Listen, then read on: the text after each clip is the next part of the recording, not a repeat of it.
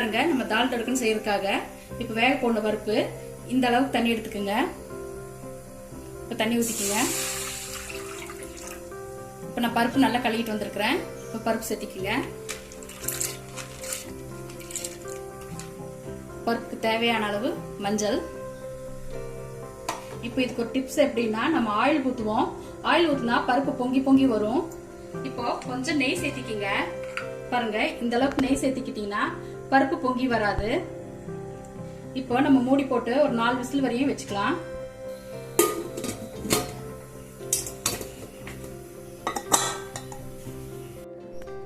பாருங்க நம்ம நெய் போட்டனால பொங்கி வரல. இந்த விசில் அடிக்கும் போது வந்த இதுதான் இது. இப்போ நான் பாருங்க வெயிட் எடுத்துடுறேன். இப்போ பருப்பு வந்திருக்கா பாத்துக்கலாம்.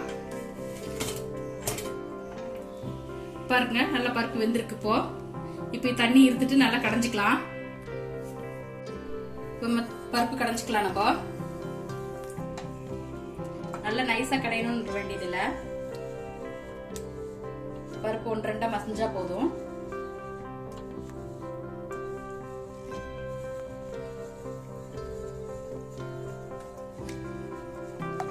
பாருங்க இந்த அளவுக்கு கடைஞ்சா போதும்.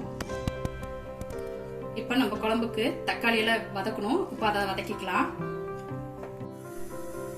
பாருங்க நான் 2 ஸ்பூன் ஆயில் ஊத்திருக்கேன். ஆயில் நல்லா காஞ்சிருச்சு. இப்போ வந்து நம்ம சோம்பு சேர்த்திக்குங்க.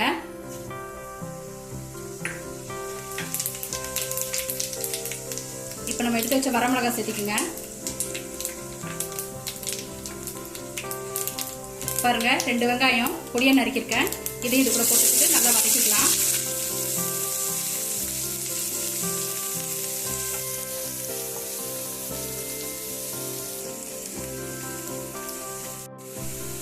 பாருங்க கருவேப்பிலை சேர்த்துக்குங்க. கருவேப்பிலை சேர்த்துன பிறகு நம்ம 1 ஸ்பூன் இஞ்சி பூண்டு விழுது எடுத்து வச்சிருக்கோம். அதை இது கூட சேர்த்துக்குங்க.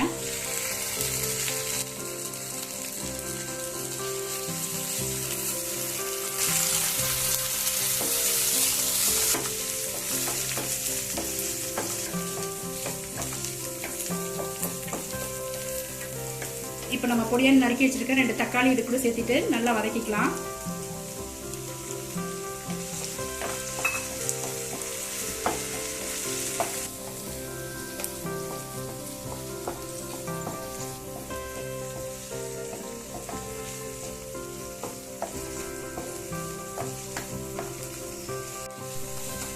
பாருங்க கொஞ்சம் சீரக பொடி சேர்த்துக்கிங்க. ஒரு 1/2 ஸ்பூன் மல்லித்தூள், 1/2 ஸ்பூன் சாம்பார் தூள் சேர்த்துட்டு நல்லா வதக்கிக்கலாம்.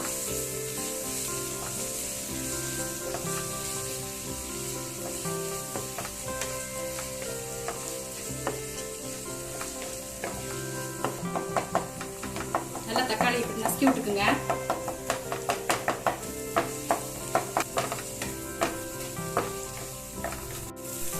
பாருங்க நம்ம தக்காளி போட்ட மசாலா நல்லா வதங்கிருச்சு.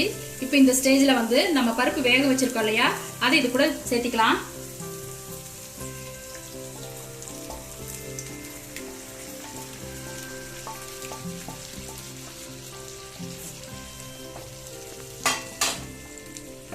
சேர்த்துட்டு நல்லா கலக்கி விட்டுக்குங்க. இப்போ பாருங்க ரொம்ப திக்கா இருக்கு. இப்போ நம்ம பருப்பு வேக வச்ச தண்ணி நம்ம கிட்ட இருக்கு. அந்த தண்ணி இது கூட சேர்த்திடலாம். பாருங்க நல்லா சேர்த்தியாச்சு. இப்போ இது நல்லா கொதிக்கணும். பாருங்க இந்த குழம்புக்கு தேவையான உப்பு சேர்த்திக்குங்க. சேர்த்துட்டு நல்லா கலக்கி விட்டுங்க.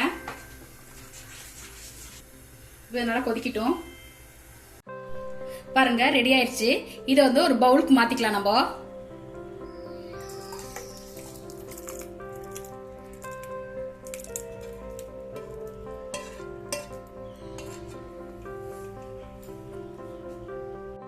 பாருங்க 2 ஸ்பூன் நெய் ஊற்றி வச்சிருக்கேன். இப்போ தாலுக்கான தடுக்கா வந்து நம்ம பொரிச்சுக்கலாம். பாருங்க 1 ஸ்பூன் சீரகம் சேர்த்திக்குங்க. சீரகம் நல்லா பொரிஞ்சிருச்சு. இப்போ இந்த ஸ்டேஜ்ல வந்து நம்ம காஷ்மீரி சில்லி இருக்கு, அதை இது சேர்த்திக்குங்க.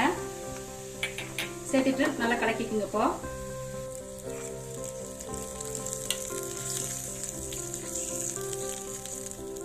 பாருங்க நல்லா பொரிஞ்சிருச்சு. பாருங்க தால்ல சேர்த்திக்கலாம்.